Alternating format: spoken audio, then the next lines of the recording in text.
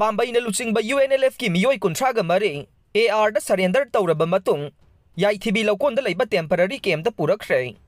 Pawasi ngasi nungthil phongkhiba Kangleipaki maira pawsedagi lokhatchabane. Pambeina Luchingba United National Liberation Front UNLF की Meeoi कुंथ्रागा मरी Myanmar gi maikhaidagi Manipur tamna sangsilangna bahonabada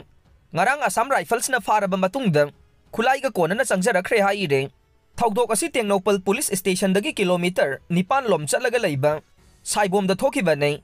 Paugi likhun amagi matungin na hairiba khulai paibasing ase numit kharanigi mamangdagi hauna Manipur amadi Myanmar gi ngamkhai paringda PDF amadi KNAB gi marakta kanna khutthokna badage Manipur rom da changlakna bahonabada fabani haire. Faraba Pambeina Luchingba UNLF ki Meeoi sing adu Assam Rifles da surrender tawraba tungda Tengnopal Police Station da khusinnarakhe tungda kanba security ki section thawrang makhada Meeoi kunthaga mari adu hojik Kaching district ki Yaithibi Loukonda Leiba temporary camp da puraktuna thamkhre haina paugi source asina makha tarakle ningsingba yai madude mamang sahi gi November 18 da KH Pambeina Luchingba UNLF ki Meeoi chatruk lom Center amadi state government ka yanaba ma puraktuna khulai thadongna bagi yana cherol ama sign tawna duna leiriba group amane tungda Pambeina Luchingba UNLF na laukhalakliba khongthang adu butaramna okpa oina